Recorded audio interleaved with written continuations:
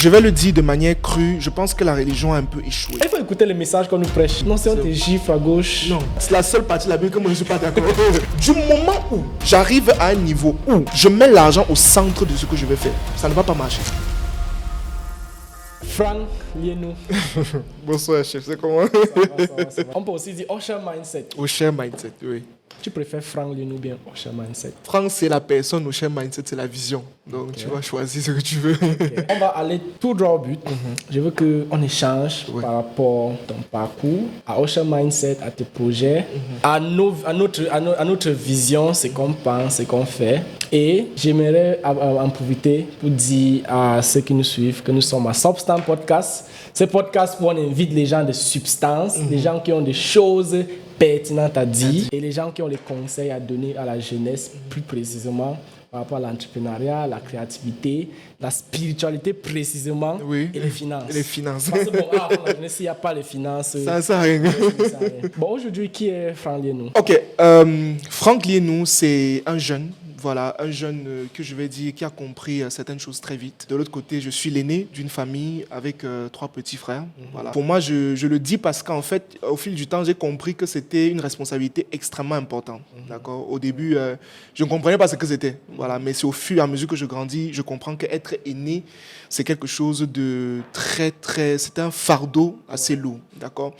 Maintenant, après, aujourd'hui, entrepreneur, conférencier, auteur aussi, j'ai mis sur pied une structure, voilà, une plateforme, je vais d'abord dire une plateforme qui s'appelle Osher Mindset, que beaucoup de personnes suivent aujourd'hui, qui partage la mission première est d'éveiller les consciences sur les domaines comme la richesse, la gestion financière, la spiritualité aussi, et son nom dit tout simplement parce que c'est Osher Mindset, Osher en hébreu qui veut dire richesse, prospérité, et mindset de l'autre côté qui veut dire état d'esprit. Quand vous associez les deux, ça fait l'état d'esprit de la richesse, simplement parce que j'ai compris que la véritable différence qui existe entre les gens qui sont au sommet, riches, etc., et ceux qui sont pauvres, c'est simplement une affaire d'état d'esprit. Et ma plateforme est là justement pour permettre aux gens d'être éveillés, aux jeunes Africains, d'être éveillés sur des sujets pointus. À côté de ça, parallèlement, nous sommes en train de mettre sur pied notre académie de formation qui va s'appeler Osher Academy, qui va donner justement des compétences maintenant pratiques. Ça veut dire après avoir éveillé la conscience, etc., il faudra maintenant entrer dans du pratique, permettre aux gens d'avoir des compétences pratiques liées au XXIe siècle pour leur permettre d'aller un peu plus loin. Donc voilà d'abord globalement. Donc c'est un peu long, mais voilà déjà. Donc moi j'ai fait la G, voilà, la G comptabilité au collège.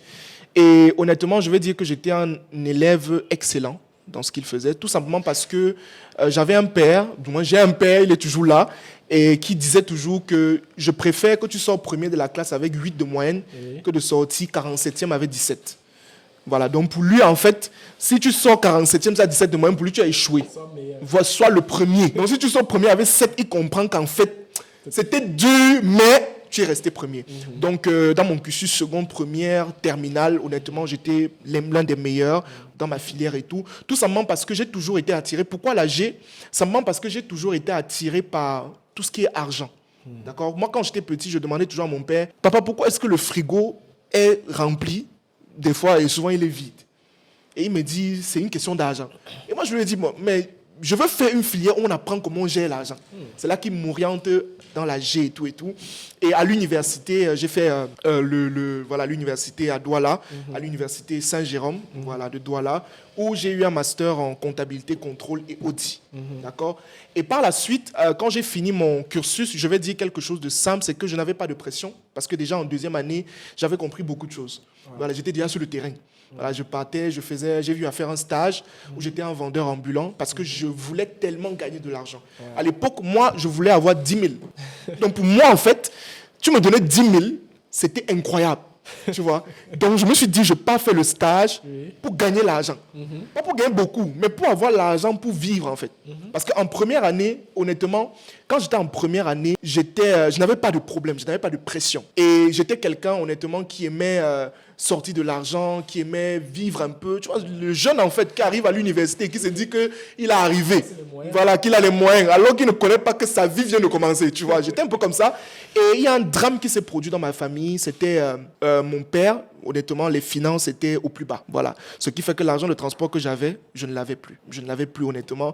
Et ma tête commence à tourner. Je me dis, comment je vais maintenir le train de vie que j'avais avant? Les sorties avec les amis et tout et tout. C'est là que je pars faire donc un stage. Et honnêtement, le stage, tout ce que je voulais, c'était avoir l'argent. Mais je ne savais pas que le stage là, c'était pour être vendeur ambulant. Marcher en route pour vendre le café, je ne savais pas. Moi, je me disais, sur le processus, c'était agent commercial. Tu vois, à l'époque, je ne connaissais pas ce que ça voulait dire agent commercial. Moi, on me disait que bon, je vais arriver, on me donner un bureau et tout et tout. Le premier jour, j'arrive, on me dit que bon, monsieur, où est votre sac? Il dit que le sac pour faire quoi?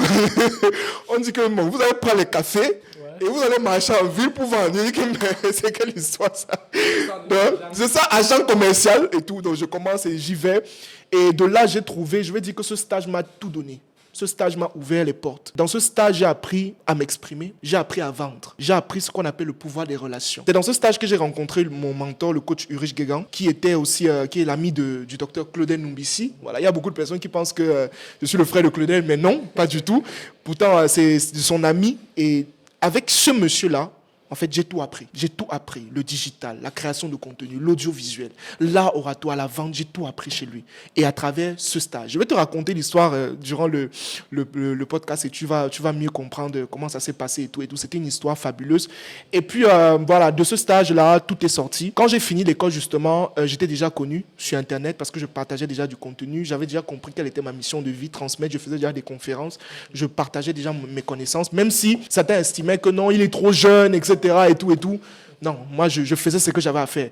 Même s'il y avait des injures et tout, je me disais, non, Franck, tu connais quelque chose, transmets aux autres. Ce qui est sûr, je dis toujours que si vous connaissez allumer le téléphone et vous trouvez que c'est facile, il y a quelqu'un qui ne sait pas comment on allume le téléphone. Si tu passes sur YouTube, tu vas avoir des tutos. Comment allumer l'ordinateur. Il y a des millions de vues. Des millions de vues. Ça veut dire qu'il y a les gens, les commentaires, les gens qui sont en train de dire merci beaucoup. Donc je me suis dit, mais attends.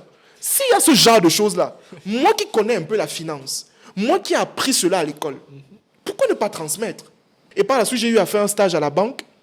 Et c'est de là que j'ai compris que je ne voulais pas être un salarié. Non, parce que j'ai vu le rythme et je me suis dit non, moi je ne veux pas. Donc je suis rentré, mon père, j'ai dit que papa, celle-là, je ne peux pas.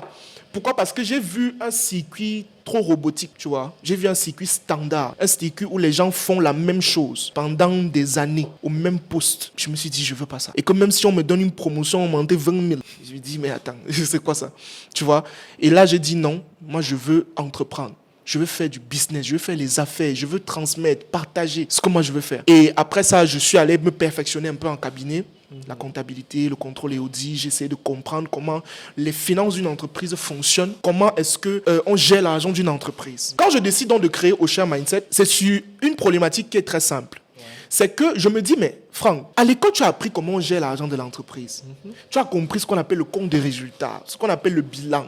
Tu sais comment faire ce qu'on appelle la comptabilité de société. Tu connais comment on déclare, comment on fait la fiscalité, etc. Mais ça, c'est l'entreprise. Qu'en est-il de toi-même? Ça veut dire comment toi, tu fais pour gérer ton argent? Et c'est de là que je commence à m'intéresser à la gestion des finances personnelles. Et quand je m'intéresse à la gestion des finances personnelles, je comprends quelque chose d'incroyable. Je comprends qu'en fait, tu ne peux pas devenir riche si tu ne connais pas gérer l'argent. Ça veut dire que quelle qu'en soit la somme qui entre dans ta main, si tu ne sais pas gérer, ça ne fonctionne pas. Tu vois, c'est là que je commence à partager. Je prends ce que j'ai fait à l'école et j'essaie de le transmuter sur une personne. Ça veut dire la gestion financière de l'entreprise. Je dis, OK, pour gérer une entreprise, on a telle chose. On dit qu'il faut faire les budgets de début d'année. Comment est-ce qu'une personne aussi peut faire des budgets? Il a un revenu, comment est-ce qu'il répartit? C'est là que j'apprends et moi-même j'apprends aussi à gérer mon argent. Je me rappelle aussi de ce que mes parents me disaient parce que ce sont mes parents qui m'ont appris à épargner. Au début de l'année, quand on était petit, ma mère nous donnait une caisse et elle disait que, OK, en fin d'année, ce que vous aurez épargné dans la caisse, si je vous donne le double, ça veut dire que pendant l'année, chacun se battait comme il pouvait pour avoir au moins 10 000 dans la caisse, tu vois. Parce que ça veut dire que si tu as 10 000, c'est 20 000, tu vois. Et c'est comme ça que j'ai appris à épargner. Et au Osher Mindset, quand j'ai commencé à partager mes contenus et tout, voilà, je ne veux pas te mentir qu'il y a eu beaucoup d'attaques, beaucoup de personnes qui estimaient que j'étais trop jeune. Ouais. Pourquoi il dit ça? Il est trop jeune, il connaît quoi, etc. Mais aujourd'hui, voilà, ça me fait plaisir de voir que les mêmes, aujourd'hui, sont en salle, voilà, ils sont assis et ils prennent des notes. Quel honneur arnaqueur, un bandit et tout. Le frère de Claudel, un bandit, tout cela et tout. Moi, je regarde et puis je ris. Parce qu'ils ne comprennent pas quelque chose de simple, c'est que quand tu vient me lâcher un commentaire haineux, ça porte la publication. Et il y a les gens qui vont voir et qui seront intéressés. Et il y a un produit que je vends, tu vois. Donc, automatiquement, le chiffre augmente, tu vois. Donc, aujourd'hui, au début, honnêtement, je ne vais pas te mentir, quand les gens venaient en ligne et qu'ils m'insultaient, bon, moi, ça me faisait mal. Parce que je me disais, gars, j'ai rentré le soir, je me couchais, je disais que Seigneur, pourquoi l'homme est mauvais, tu vois. Mais à un moment donné, je me suis dit, mais attends un peu. Je commence à regarder les grandes personnalités. Je vois que les grandes personnalités qui ont réalisé les choses incroyables, on les insulte aussi. Mais je dis, mais attends un peu. Ça veut dire que c'est partout. Mieux je continue ce que je fais, tu vois. Je ne regarde pas ce qu'ils font. Peut-être il y a des critiques qui sont constructives et qui doivent aider à avancer, d'accord. Mais il y a d'autres, honnêtement, que tu sens que celui-ci là, déjà il ne comprend rien, tu vois. Donc il vient, peut-être qu'il est dans une maison à Bonabéry, en case, je ne sais pas. Sur son téléphone, son matelas, il a encore lâché un commentaire. Si tu veux te fâcher contre lui, gars, tu vas avoir les nerfs pour rien. Donc tu bascules des choses. Il y a un sérieux problème de mindset et perception des choses, surtout en Afrique. Et sur ce point, il y a la religion qui entre dans ça. Il y a les gens qui croient que la religion, en gros, c'est-à-dire a un impact très grand sur le mindset, la façon de penser des Africains. À la limite, il y a les gens qui pensent même que la religion est une chose très mauvaise. Peut-être, il y a les gens qui croient même que les chrétiens... On doit supprimer ça. On va supprimer ça. Okay. Moi, j'aimerais savoir ce que tu penses de ça. Bon, la religion, pour moi, aurait pu être la plus belle chose qui puisse arriver. Mais... je vais le dire de manière crue, je pense que la religion a un peu échoué. Oui, je vais dire principalement l'Église même a échoué. Dans la mesure où, s'il faut bien comprendre le rôle initial de la religion à la base a été créée pour offrir un cadre qui devait permettre aux personnes d'avoir un certain alignement spirituel, d'avoir une connaissance de ce qu'on appelle la spiritualité, comprendre ce qu'on appelle le monde invisible. Mais ce qu'on remarque aujourd'hui, c'est que c'est devenu un business. Voilà, c'est devenu un business. Les gens sont à l'église, les gens tombent tous les jours, on ne sait pas pourquoi. Voilà, ça veut dire qu'il y a un culte lundi, la personne tombe. Mercredi, le culte, la personne tombe. Vendredi, dimanche, les 3 cultes, la personne tombe. Donc, à un moment donné, on veut s'asseoir et demander que, mais est-ce que tu n'es pas malade? Est-ce qu'il n'y a pas un problème? À l'église, il y a ce qu'on appelle... Est-ce que je suis en train de dire ici que les gens qui tombent parfois, ce n'est pas quelque chose de réel? Oui, il y a ce qu'on appelle l'onction. Ça existe.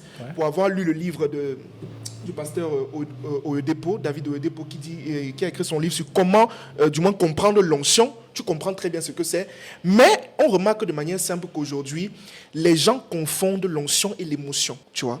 Ça veut dire que on est dans une atmosphère, on met une bonne musique, un bon piano, et les gens tombent. Mais le problème, c'est qu'à un moment donné, les religions n'ont pas compris que la mission première de Dieu, ce n'était pas d'exceller à l'église seulement. Tu vois, une personne n'est pas destinée à réussir à l'église seulement. La personne doit être en mesure de réussir dans d'autres secteurs. Si je suis chrétien, moi je suis chrétien, je pense honnêtement, dans la Bible, on dit quelque part que vous êtes la lumière du monde. Mais on a dit la lumière du monde. On n'a pas dit la lumière de l'église. Attention, ça veut dire qu'en réalité, si je suis à l'église et que je sors de l'église, je dois être en mesure d'exceller dans d'autres domaines. Je dois être en mesure de briller dans l'entrepreneuriat, dans l'art, dans la politique.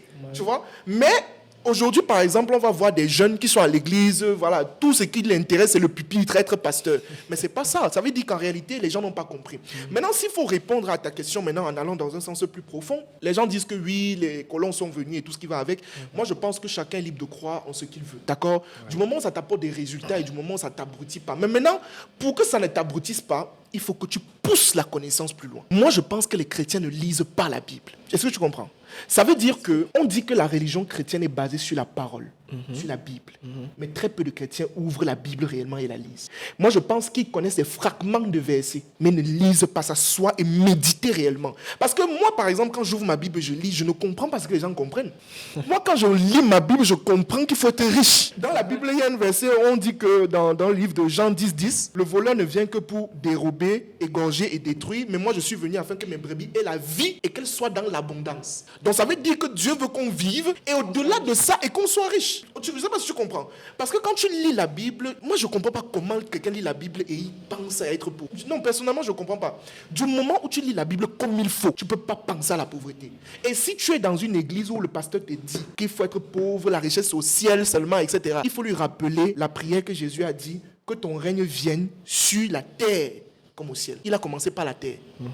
Il a d'abord commencé où? Par la terre. Il n'a pas dit au ciel d'abord. Que ton règne vienne sur la terre. Ça veut dire que comme nous sommes sur la terre là, on doit exceller, on doit briller, on doit être riche. Maintenant, avant d'aller au ciel, Être riche. le premier mandat que Dieu a donné à l'homme dans la Bible, c'est domine. Du moins, l'un des premiers mandats, c'est domine. Il a dit domine sur les oiseaux du ciel, sur les poissons de la mer, etc. Mais à quel moment est-ce qu'on va venir me dire que je ne dois pas être riche en tant que chrétien? Tu vois? Maintenant, de l'autre côté, s'il faut encore parler de quelque chose de manière simple, je pense que le problème si je prends la religion chrétienne, parce que moi je suis chrétien, le problème des chrétiens, c'est eux-mêmes. Voilà, tu vois. Simplement parce qu'à un moment donné, je pense que les gens ne reflètent pas ce qu'ils défendent. Je m'explique. À l'église, tu vas voir par exemple quelqu'un, il part à l'église. Chaque dimanche, il est à l'église. Il prie, alléluia, il pleure, il chante. Mais dès qu'il sort de l'église, on te dit que c'était la personne qui priait. Donne-moi une bière là-bas. Tu vois. En fait, ça veut dire qu'il n'y a pas de cohérence entre ce qui est à l'église, entre la personne qui est à l'église et la personne qui est dehors. Pourtant, en réalité, ce qu'il prend à l'église devait être un symbole et refléter ce qu'il a à l'extérieur.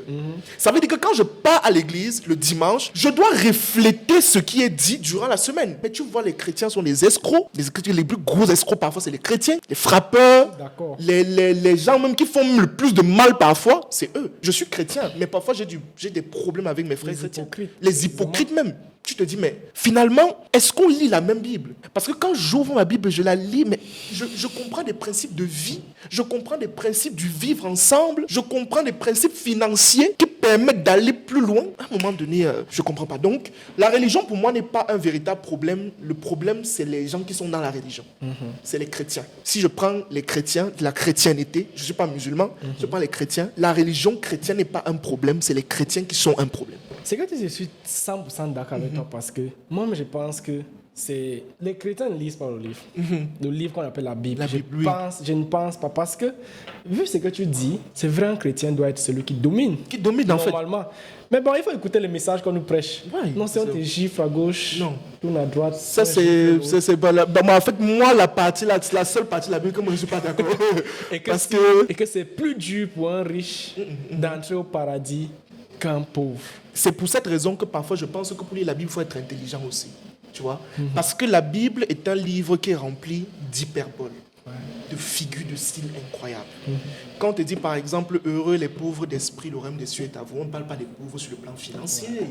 Non. Mais c'est qu'on nous dit. Non.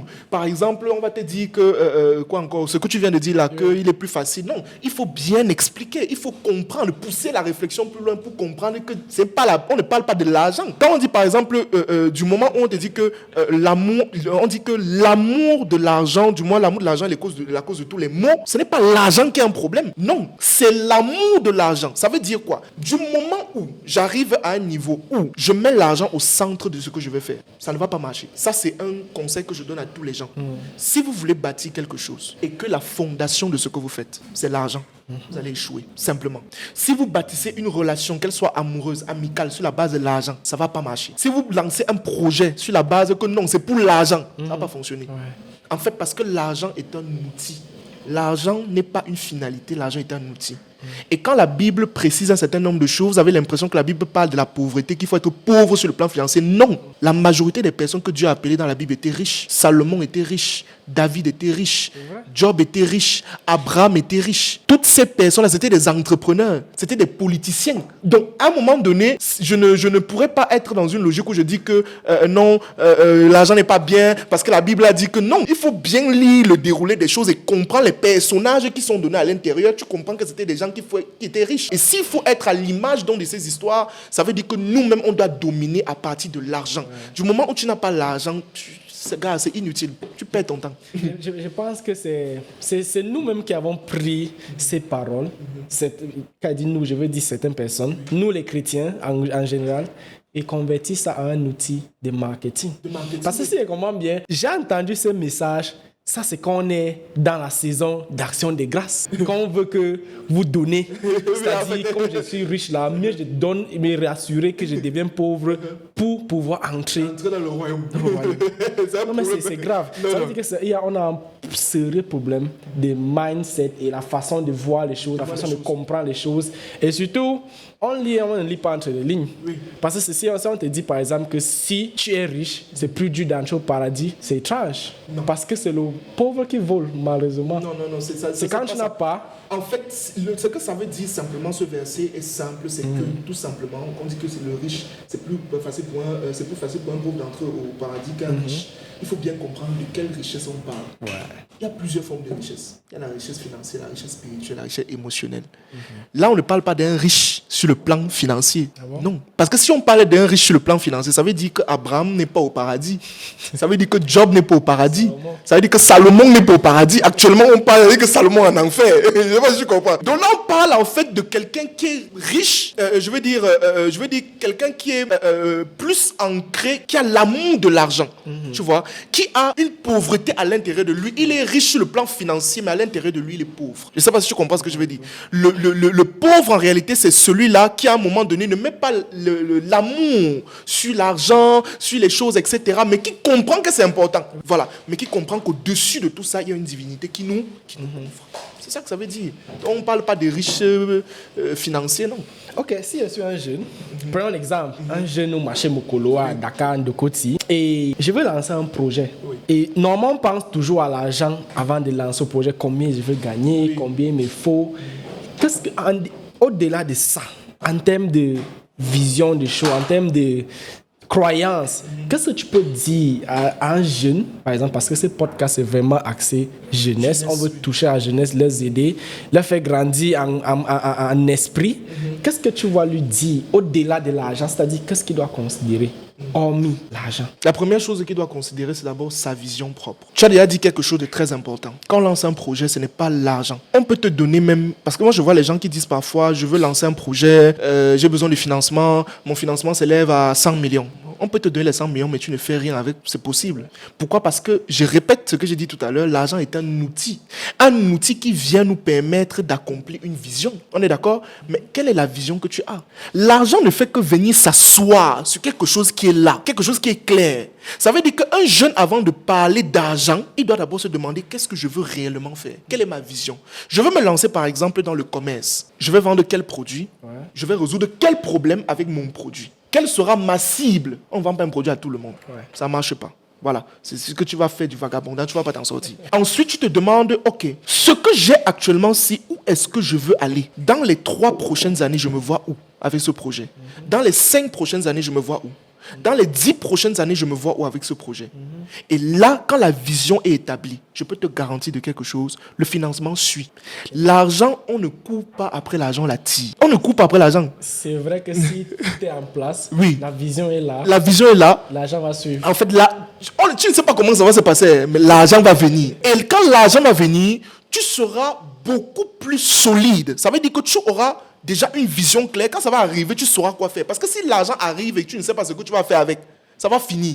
Ça veut dire que si je te donne, par exemple, si actuellement on te donne peut-être 200 millions dans la main, et qu'avant que les 200 millions n'arrivent, tu n'avais pas prévu quelque chose que tu devais faire avec, ça va finir. Tu vas tout dépenser et c'est quand il va rester peut-être 10 000 que tu vas dire que mais j'ai fait quoi avec l'argent, tu vois. Ouais. C'est pour cette raison que dans l'un de mes livres, j'explique c'est la notion de budget. Je dis toujours que le budget, c'est ce qui te permet de dire à l'argent là où il part. Ouais. D'accord? Donc ça veut dire qu'avant que l'argent n'arrive, je dois avoir un projet. Maintenant, avant de penser à faire de grands projets, il faudrait toujours commencer petit. Je vais le dire sincèrement, un jeune qui veut commencer, qu'il commence petit. Pourquoi petit? Parce que en commençant petit, ça te permet de connaître les défis. Ça te permet de comprendre les réalités. Ça te permet d'ajuster ton mental. Ça te permet de développer des relations. Ça te permet d'ancrer même ta spiritualité et ta foi. Toutes ces choses-là, en fait, c'est un parcours, tu vois. Et quand tu commences petit à petit, tu apprends dans le parcours. Ce qui fait qu'il y a des erreurs que tu ne pourras pas faire plus tard. Mais le problème de notre jeunesse aujourd'hui, c'est qu'on veut commencer directement. Ça veut dire qu'on veut lancer Le projet dit non, ça ne fonctionne pas. Aujourd'hui, par exemple, les gens comme les Aliko Dangote, ils peuvent se permettre ça. Tu vois, par exemple, Aliko Dangote qui lance une raffinerie, on te dit la raffinerie c'est 20 milliards de dollars, il a lancé d'un coup. Oui, parce qu'il a pris le temps de faire ses classes. Il maîtrise le domaine des affaires, il connaît. Mais toi qui commences, tu ne connais pas. Donc, non, tu veux prendre le bureau à Bastos pour faire quoi en fait? Commence à ton niveau et n'attends pas d'avoir les 100 millions, les 200 millions, c'est que ça va, tu ne vas pas t'en sortir. Tu commences avec ce que tu as, là où tu es, et progressivement tu avances. Et sois focus dans ce que tu fais. D'accord? Donc, voilà un peu les conseils que je peux donner. Il faut d'abord qu'il ait une vision claire de ce qu'il veut. Sinon, il ne va pas s'en sortir. Quand on lance un projet, ce n'est pas l'argent. On peut te donner même... Parce que moi, je vois les gens qui disent parfois, je veux lancer un projet, j'ai besoin de financement, mon financement s'élève à 100 millions. On peut te donner les 100 millions, mais tu ne fais rien avec. C'est possible. Pourquoi? Parce que, je répète ce que j'ai dit tout à l'heure, l'argent est un outil. Un outil qui vient nous permettre d'accomplir une vision. On est d'accord? Mais quelle est la vision que tu as? L'argent ne fait que venir s'asseoir sur quelque chose qui est là, quelque chose qui est clair. Ça veut dire qu'un jeune, avant de parler d'argent, il doit d'abord se demander qu'est-ce que je veux réellement faire? Quelle est ma vision? Je veux me lancer par exemple dans le commerce. Je vais vendre quel produit? Je vais résoudre quel problème avec mon produit? Quelle sera ma cible? On ne vend pas un produit à tout le monde. Ça ne marche pas. C'est ce que tu vas faire du vagabondage, tu ne vas pas t'en sortir. Ensuite, tu te demandes, ok, ce que j'ai actuellement, c'est où est-ce que je veux aller? Dans les 3 prochaines années, je me vois où avec ce projet? Dans les 5 prochaines années, je me vois où? Dans les 10 prochaines années, je me vois où avec ce projet? Et là, quand la vision est établie, je peux te garantir de quelque chose, le financement suit. L'argent, on ne court pas après l'argent, on la tire. On ne coupe pas après l'argent. C'est vrai que si tout est en place, la vision est là. La vision est là. L'argent va suivre. En fait, là, tu ne sais pas comment ça va se passer, mais l'argent va venir. Tu vois? Et quand l'argent va venir, tu seras beaucoup plus solide. Ça veut dire que tu auras déjà une vision claire. Quand ça va arriver, tu sauras quoi faire. Parce que si l'argent arrive et que tu ne sais pas ce que tu vas faire avec, ça va finir. Si actuellement on te donne peut-être un 200 millions dans la main et qu'avant que les 200 millions n'arrivent, tu n'avais pas prévu quelque chose que tu devais faire avec, ça va finir. Tu vas tout dépenser et c'est quand il va rester peut-être 10 000 que tu vas dire que mais j'ai fait quoi avec l'argent, tu vois. C'est pour cette raison que dans l'un de mes livres, j'explique c'est la notion de budget. Je dis toujours que le budget, c'est ce qui te permet de dire à l'argent là où il part. D'accord? Donc ça veut dire qu'avant que l'argent n'arrive, je dois avoir un projet. Maintenant, avant de penser à faire de grands projets, il faudrait toujours commencer petit. Ce qui fait qu'il y a des erreurs que tu ne pourras pas faire plus tard. Et progressivement, tu avances. Sinon, il ne va pas s'en sortir.